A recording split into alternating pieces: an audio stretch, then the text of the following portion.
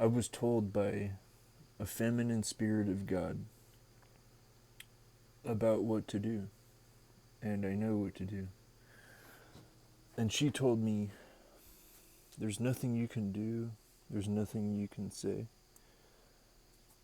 Take comfort in the earth. And I believe her, and there's nothing that can shake me from that, and there's nothing that can remove her clutch over my heart, because she has taken my heart, and she is the feminine Christ, and she is Mary of Magdala, and she is in me, and she is with me, and I feel her, and she speaks to me, and she holds me, and I take comfort in her arms, and I see her spirit in other people. I see the divine feminine within myself, who's a man. I see the divine feminine in the beauty of nature and the cooperation of all the fauna and flora. And I see the divine feminine, when a dog walks up to you and, it's wagging its tail and it puts its head by your hand and it lifts its nose up and it begs to be pet.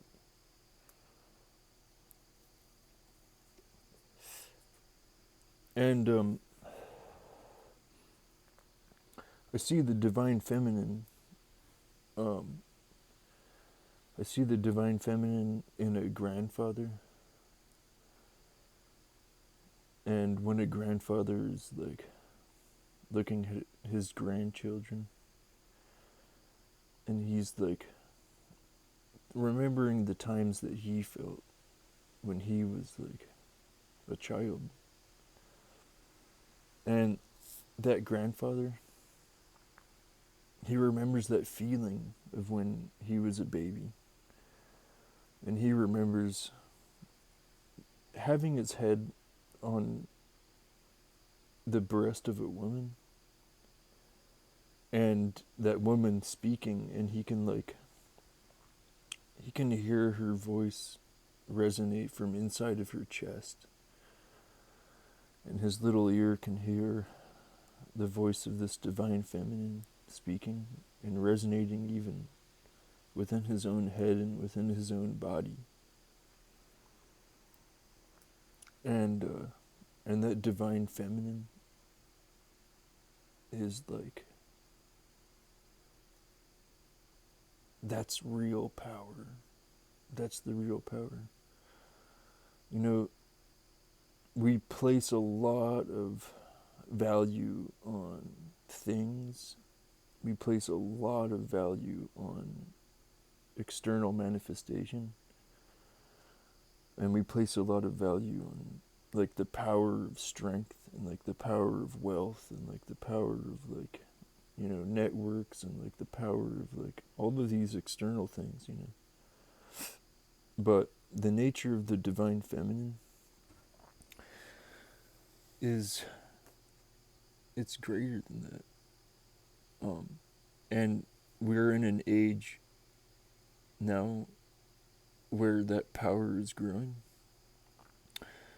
And we're in an age now where we can recognize that the feeling that we have inside and the feeling of the grandfather who feels his mother's embrace and the warmth of her breast and her resonance of her voice and her energy inside of him as a baby, that feeling that a grandfather can have looking at his grandchildren and remembering when he was once in that role, and him being grateful for being in that role again. That's him tapping into that divine feminine, and that's what our whole world is transitioning into. So, welcome to the new heavens and new earth. we're here now, and the Christ is here now. And you're looking at the Christ right now, and the Christ is looking at this Christ right now through you. So there is no lack. There is only all. And you're included in the all that Christ spoke of. And I am included in the all that Christ spoke of. And everything between you and I is the Christ that Christ spoke of. There's no such thing as empty space. There is a mass of space that's called the earth. And Plato called it matter. Plato called it atoms. And I breathe in matter into my lungs, but I can't see the air. I can feel the air. I can feel it on my skin. I can feel it inside of my lungs. But when I look out and I see a tree, or when I look out and I see the dirt or a stone, I can see it because I can't see the air. You know, my eyes are not designed to see the air. But what separates me from that tree and what separates me from that stone is matter. I am matter, the air is matter, and the stone is matter. So is the tree. And so, what am I? I am connected to all things on this planet through matter. And this planet is all matter. And we are all connected. You don't breathe a different breath than I do. You breathe the same air. The same air that I breathe is in your lungs. And we are the same. We are matter. But inside, there is a place that you can't go. Inside, there's a place of my feelings. Inside, there's a place of my thoughts. And inside, there's a place of my individuated identity, which is known as an ego.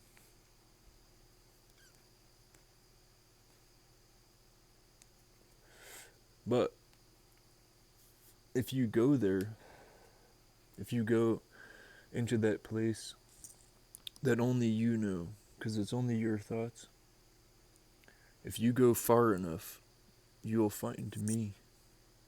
And who am I? I am. I am. So go inside and be with God. You know, be alone. Be with I am. And feel I am.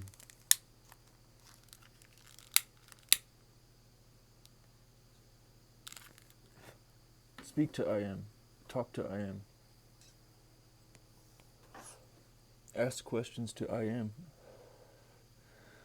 With someone who asks a question, they ask a question for one of two reasons. The first, because they want to express their own opinion, and they're hoping to express an opinion to someone else to teach them something that they know, that they think that the other person doesn't know. That's one reason.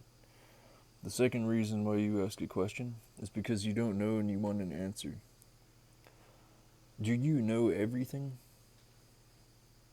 Do you know everything? Well, let me ask you this. If you ask a question, something that you don't know about,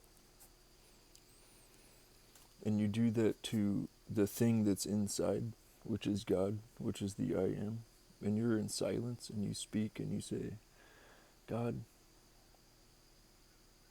I have a question for you. Can I heal the hearts of all by healing my own heart? and you wait and you listen.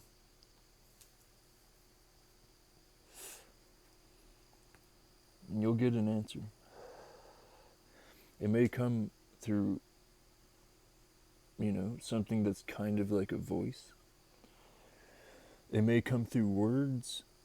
It may come through a feeling. It may come through that you don't even receive an answer. But you ask the question. If you don't receive an answer, you'll receive it through living your life, through experience. That's how you'll get your answer. If you get an answer, and the voice says to you, yes. And the voice says to you, yes, you can heal the hearts of all. Because everything that you experience is a reflection of the all, who is yourself. You'll get the answer verbally.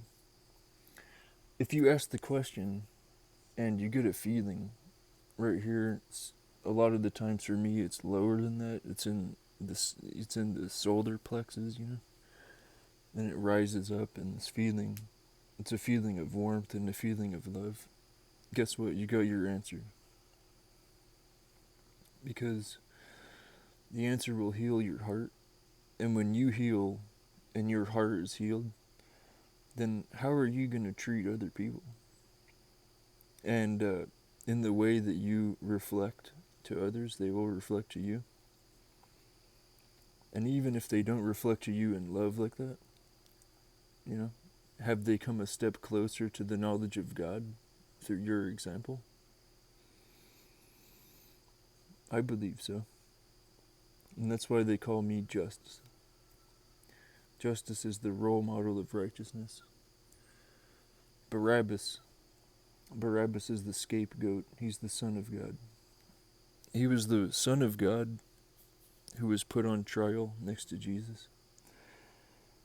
And he was the one that was chosen by the ones who chose to kill Jesus and to have their blood, or to have his hands on their blood.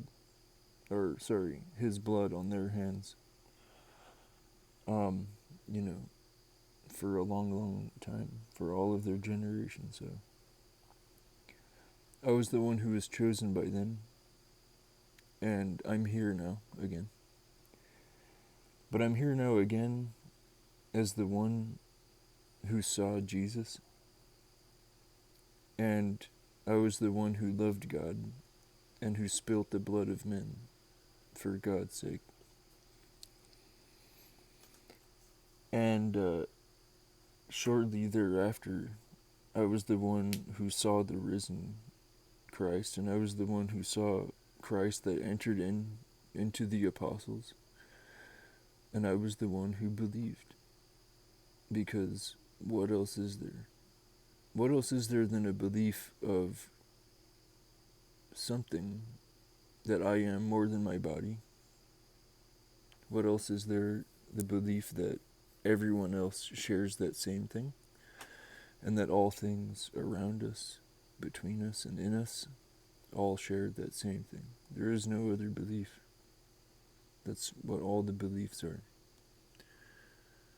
So, the divine feminine, the connection of the heart, the connection of the feelings,